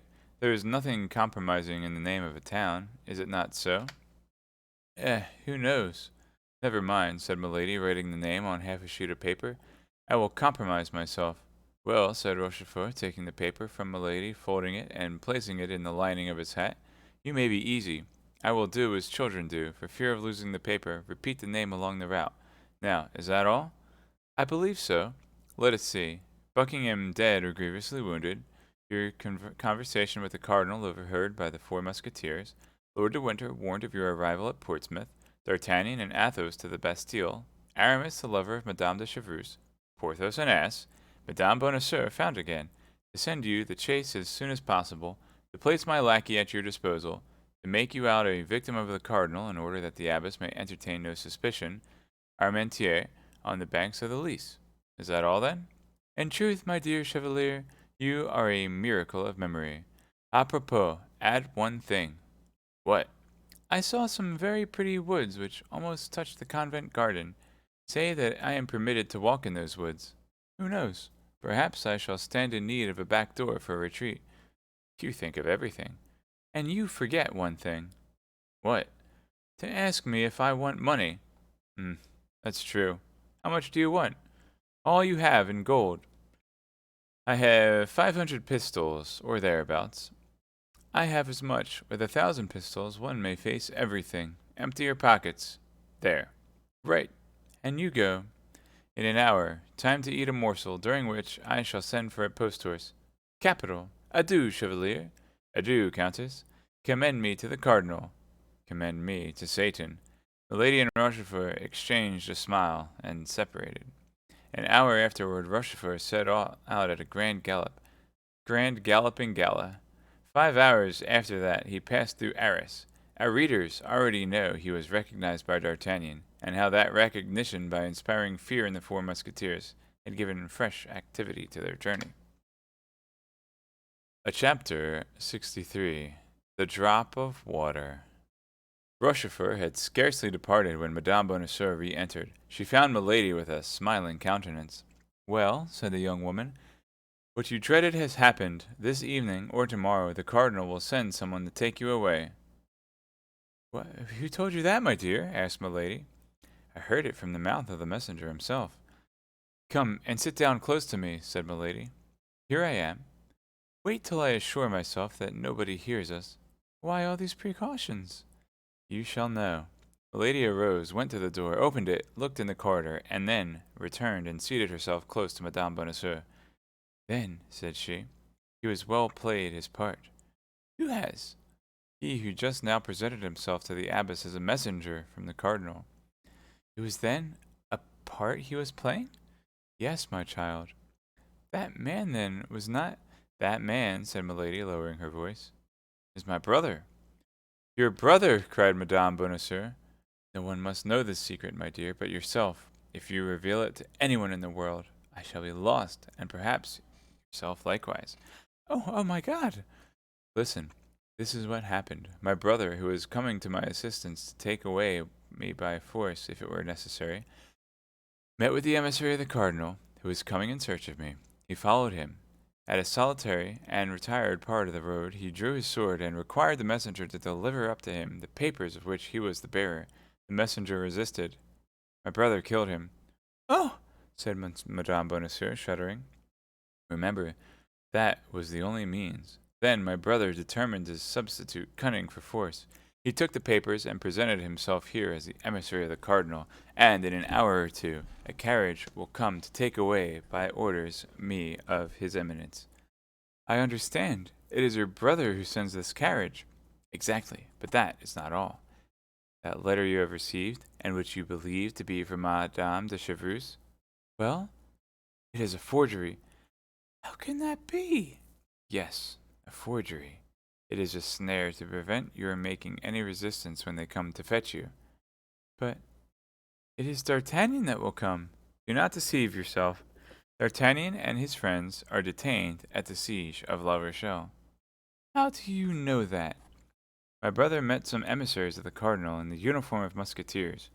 You would have been summoned to the gate. You would have believed yourself about to meet your friends. You would have been abducted and conducted back to Paris. Oh my God! My senses fail me. Amid such a chaos of iniquities, I, I feel if this continues, said Madame Bonacieux, raising her hands to her forehead, I shall go mad. Stop. What? Here are horses' steps. It is my brother setting off again. I should like to offer him a last salute. Come. The lady opened the window and made a sign to Madame Bonacieux to join her. The young woman complied. Rochefort passed at a gallop. Adieu, brother, cried Milady. The chevalier raised his head, saw the two young women, and without stopping waved his hand in a friendly way to Milady. The good George, said she, closing the window with an expression of countenance full of affection and melancholy, and she resumed her seat, as if plunged in reflections entirely personal. Dear lady, said Madame Bonacieux, pardon me for interrupting you, but what do you advise me to do? Good heaven, you have more experience than I have. Speak, I will listen. In the first place, said Milady, it is possible I may be deceived, and that D'Artagnan and his friends may really come to your assistance. Oh, that would be too much, cried Madame Bonacieux. So much happiness is not in store for me. Then you comprehend it would be only a question of time, a sort of race, which should arrive first. If your friends are the more speedy, you are to be saved. If the satellites of the cardinal, you are lost. Oh, yes, yes, lost beyond redemption. What then to do? What to do? There would be a very simple means, very natural. Tell me what? To wait, concealed in the neighborhood, and assure yourself who are the men who come to ask for you. But where can I wait? Oh, there is no difficulty in that. I shall stop and conceal myself a few leagues hence until my brother can rejoin me. Well, I take you with me. We conceal ourselves and wait together. But I shall not be allowed to go. I am almost a prisoner. As they believe that I go in consequence of an order from the cardinal, no one will believe you anxious to follow me. Well? Well, the carriage is at the door. You bid me adieu. You mount the step to embrace me a last time. My brother's servant who comes to fetch me is told how to proceed. He makes a sign to the postilion, and will set off at a gallop. But D'Artagnan, if he comes? Shall we know it? How? Nothing easier. We will send my brother's servant back to Bethune, whom, as I told you, we can trust. He shall assume a disguise, and place himself in front of the convent. If the emissaries of the cardinal arrive, he will take no notice. If it is Monsieur D'Artagnan and his friends, he will bring them to us. He knows them, then? Doubtless. Has he not seen Monsieur D'Artagnan at my house? Oh, yes, yes, you are right. Thus all may go well. All may be for the best. But we do not go far from this place? 7 or 8 leagues at most. We will keep on the frontiers, for instance, and the first alarm we can leave France. And what can we do there? Wait. But if they come? My brother's carriage will be there first. If I should happen to be any distance from you when the carriage comes for you, at dinner or supper, for instance, do one thing. What is that? Tell your good superior that in order that we may be as much together as possible, you ask her permission to share my repast. Will she permit it? What inconvenience can it be? Oh, delightful! In this way we shall not be separated for an instant. Well, go down to her, then, to make your request. I feel my head a little confused. I will take a turn in the garden. Go. And where shall I find you? Here, in an hour. Here in an hour. Well, you are so kind, and I am so grateful. How can I avoid interesting myself for one who is so beautiful and so amiable? Are you not the beloved of one of my best friends? Ah, dear D'Artagnan. Oh, how he will thank you. I hope so. Now then, all is agreed. Let us go down. You are going to the garden? Yes. Go along this corridor, down a little staircase, and you're in it. Excellent, thank you. And the two women parted, exchanging charming smiles. Milady had told the truth. Her head was confused, for her ill-arranged plans clashed one another like chaos. She required to be alone that she might put her thoughts a little into order. She saw vaguely the future, but she stood in need of a little silence and quiet to give all her ideas, as yet confused, a distinct form and a regular plan. What was most pressing was to get Madame Bonacieux away, and convey her to a place of safety, and there, if matters required, make her a hostage. Milady began to have doubts of the issue of this terrible duel, in which her enemies showed as much perseverance as she did animosity. Besides, she felt as we feel with a storm is coming, that this issue was near, and could not fail to be terrible. The principal thing for her, then, was, as we have said, to keep Madame Bonacieux in her power. Madame Bonacieux was the very life of D'Artagnan. This was more than his life, the life of the woman he loved. This was, in case of ill fortune, a means of temporizing and obtaining good conditions. Now, this point was settled. Madame Bonacieux, without any suspicion, accompanied her. Once concealed with her at Armentieres, it would be easy to make her believe that D'Artagnan had not come to Bethune. In 15 days at most, Rochefort would be back. Besides, during that 15 days, she would have time to think how she could best avenge herself on the four friends. She would not be weary, thank God, for she would enjoy the sweetest pastime such events could accord a woman of her character, perfecting a beautiful vengeance. Revolving all this in her mind, she cast her eyes around her, and arranged the topography of the garden in her head. Milady was like a good general, who contemplates at the same time victory and defeat, who is quite prepared, according to the chances of the battle, to march forward or to beat a retreat. At the end of an hour she heard a soft voice calling her. It was Madame Bonacieux's. The good abbess had naturally consented to her request, and as a commencement they were to sup together. On reaching the courtyard, they heard the noise of a carriage which stopped at the gate. Milady listened. "Do you hear anything?" said she. "Yes, the rolling of a carriage. It is the one my brother sends for us." "Oh, my God! Come, come, carriage!" The bell of the convent gate was sounded. Milady was not mistaken. "Go to your chamber," said she to Madame Bonacieux. "You have perhaps some jewels you would like to take." "I have his letters," said she. "Well, go and fetch them, and come to my apartment. We will snatch some supper. We shall perhaps travel part of the night, and must keep our strength up." "Great God!" said Madame Bonacieux, placing her hand upon her bosom. "My heart beats so I cannot walk." "Courage! Courage! Remember that in a quarter of an hour you will be safe, and think that what you are about to do is for his sake." "Yes, yes, everything for him. You have restored my courage by a single word. Go! I will rejoin you." The lady ran up to her apartment quickly. She there found Rochefort's lackey, and gave him his instructions. He was to wait at the gate. If by chance the Musketeers should appear, the carriage was to set off as fast as possible, pass around the convent, and go and wait for Milady at a little village which was situated at the other side of the wood. In this case, Milady would cross the garden and gain the village on foot. As we have already said, Milady was admirably acquainted with this part of France.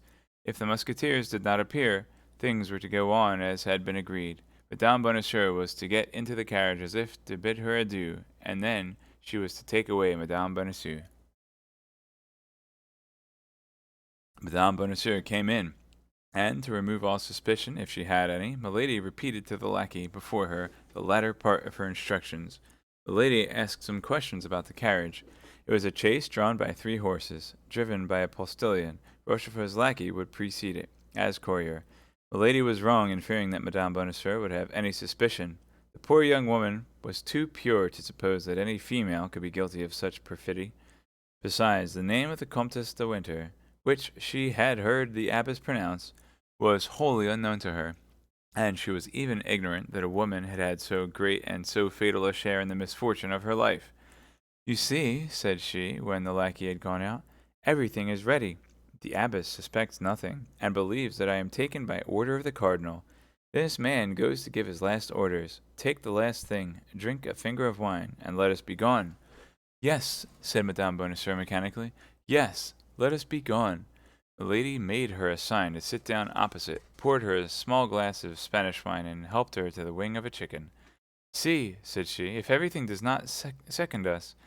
Here is night coming on. By daybreak we shall have reached our retreat, and nobody can guess where we are.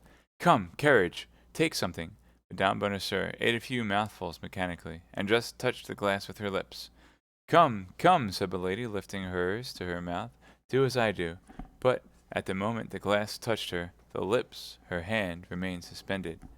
She heard something on the road which sounded like the rattling of a distant gallop. Then it grew nearer, and it seemed to her, almost at the same time, that she heard the neighing of horses.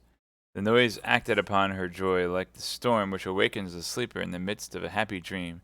She grew pale and ran to the window, while Madame Bonacieux, rising all in a tremble, supported herself upon her chair to avoid falling. Nothing was yet to be seen, only they heard the galloping draw nearer. "Oh, my God!" said Madame Bonacieux. "What is that noise?" "That of either our friends or our enemies," said Milady, with her terrible coolness. "Stay where you are. I will tell you." Madame Bonacieux remained standing, mute, motionless, and pale as a statue. The noise became louder. The horses could not be more than 150 paces distant. They were not yet to be seen. It is because the road made an elbow. The noise became so distinct that the horses might be counted by the rattle of their hoofs. Milady gazed with all the power of her attention. It was just light enough for her to see who was coming. All at once, at the turning of the road, she saw the glitter of laced hats and waving of feathers. She counted 2, then 5, then 8 horsemen. One of them preceded the rest by double the length of his horse. Milady uttered a stifled groan. The first horseman she recognized, D'Artagnan.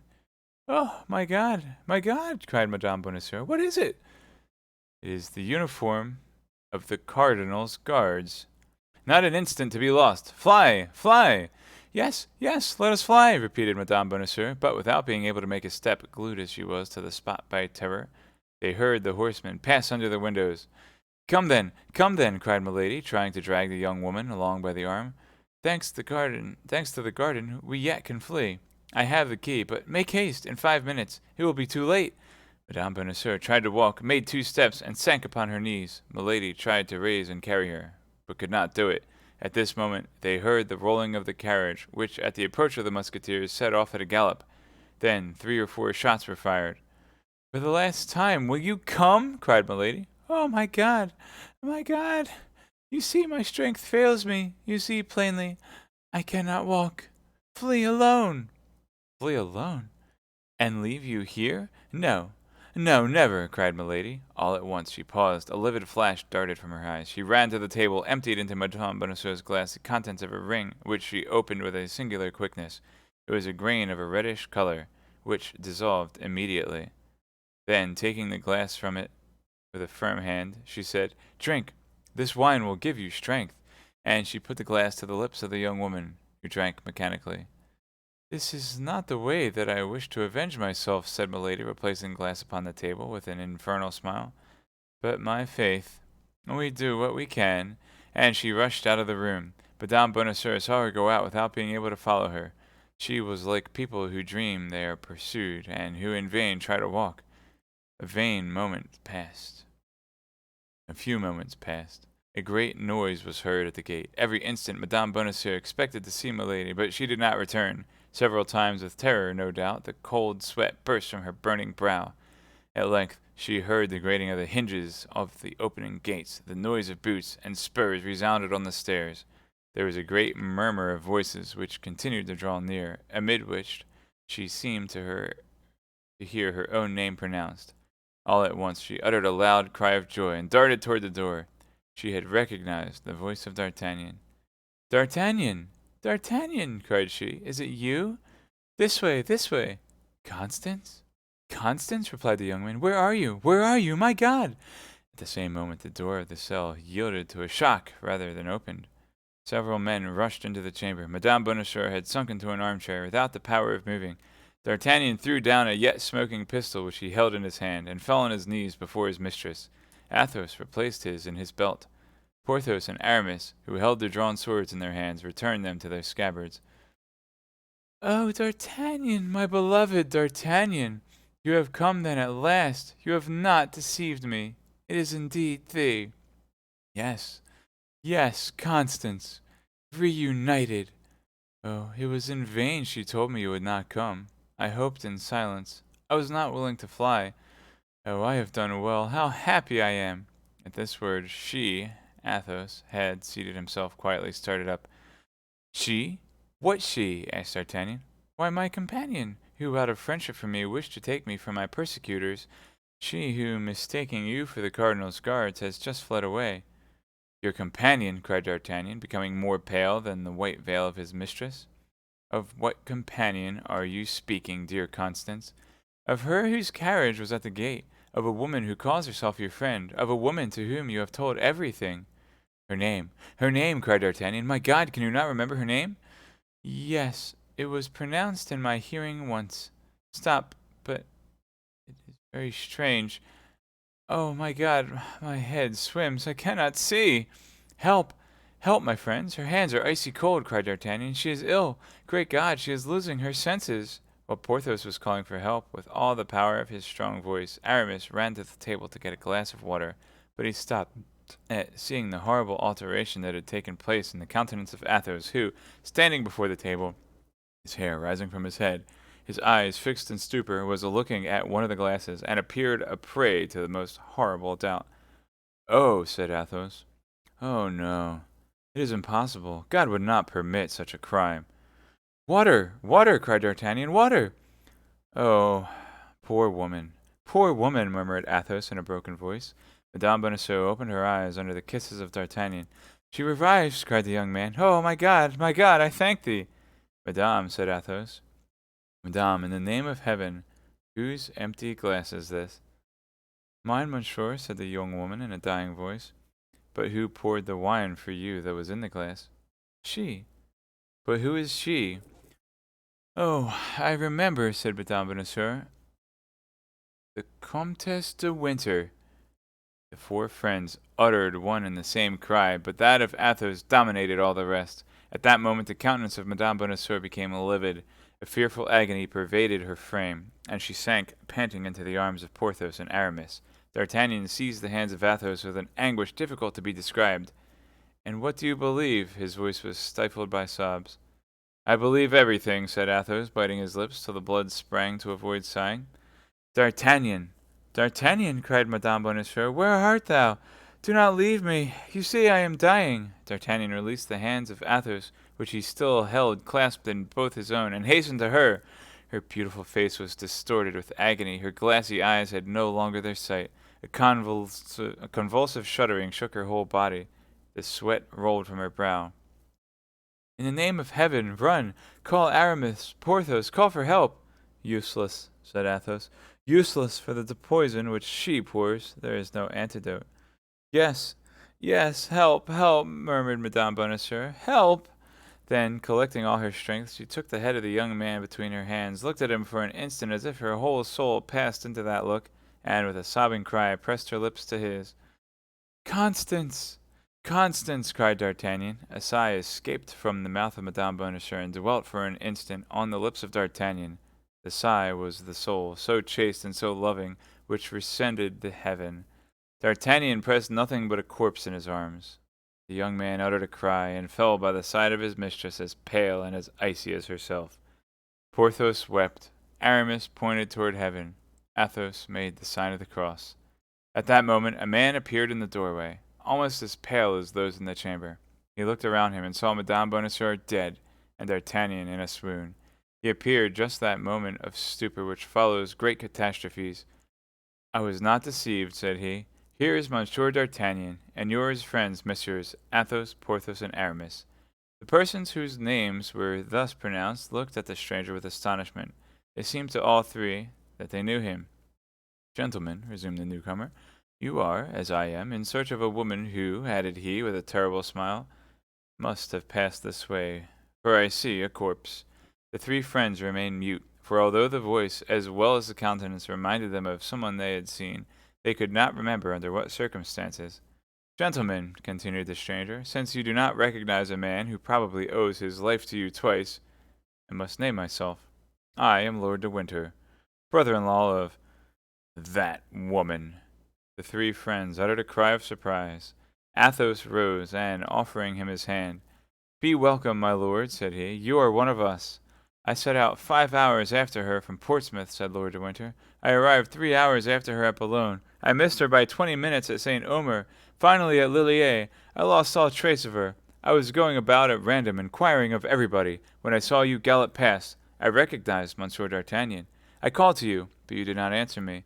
I wished to follow you, but my horse was too much fatigued to go at the same pace with yours, and yet it appears, in spite of all your diligence, you have arrived too late." "You see," said Athos, pointing to Madame Bonacieux dead, and to D'Artagnan, whom Porthos and Aramis were trying to recall to life. "Are they both dead?" asked Lord de Winter sternly. "No," replied Athos. "Fortunately, Monsieur d'Artagnan has only fainted." "Ah, indeed, so much the better," said Lord de Winter. At that moment D'Artagnan opened his eyes. He tore himself from the arms of Porthos and Aramis, and threw himself like a madman on the corpse of his mistress. Athos arose, walked toward his friend with a slow and solemn step, embraced him tenderly, and as he burst into violent sobs, he said to him with his noble and persuasive voice, "Friend, be a man. Women weep for the dead. Men avenge them." "Oh, yes," cried D'Artagnan, "yes. If it be to avenge her, I am ready to follow you." Athos profited by this moment of strength which the hope of vengeance restored to his unfortunate friend to make a sign of Porthos and Aramis to go and fetch the superior. Two friends met her in the corridor, greatly troubled and much upset by such strange events. She called some of the nuns, who, against all monastic custom, found themselves in the presence of 5 men. "Madame," said Athos, passing his arm under that of D'Artagnan, "we abandon to your pious care the body of that unfortunate woman. She was an angel on earth before being an angel in heaven. Treat her as one of your sisters. We will return some day to pray over her grave." D'Artagnan concealed his face in the bosom of Athos and sobbed aloud. "Weep," said Athos. "Weep, heart full of love, youth, and life. Alas, would I could weep like you." And he drew away his friend, as affectionate as a father, as consoling as a priest, noble as a man who has suffered much. All 5, followed by their lackeys, leading their horses, took their way to the town of Bethune, whose outskirts they perceived, and stopped before the first inn they came to. "But, D'Artagnan, shall we not pursue that woman?" "Later," said Athos. "I have measures to take." "She will escape us," replied the young man. "She will escape us, and it will be your fault, Athos."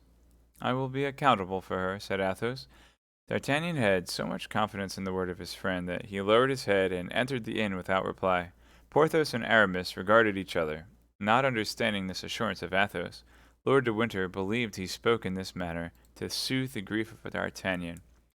"Now, gentlemen," said Athos, when he had ascertained that there were 5 chambers free in the hotel, "let everyone retire to his own apartment. D'Artagnan needs to be alone, to weep, and to sleep. I take charge of everything. Be easy." "It appears, however," said Lord de Winter, "if there are any measures to take against the Countess, it concerns me. She is my sister-in-law." "And me," said Athos. "She is my wife." D'Artagnan smiled, for he understood that Athos was sure of his vengeance when he revealed such a secret. Porthos and Aramis looked at each other and grew pale. Lord de Winter thought Athos was mad. "Now, retire to your chamber," said Athos, "and leave me to act. You must perceive that in my quality of a husband this concerns me. Only, D'Artagnan, if you have not lost it, give me the paper which fell from that man's hat, upon which is written the name of the village of—" "Ah," said D'Artagnan, "I comprehend. That name written in her hand." "You see, then," said Athos, "there is a God in heaven still."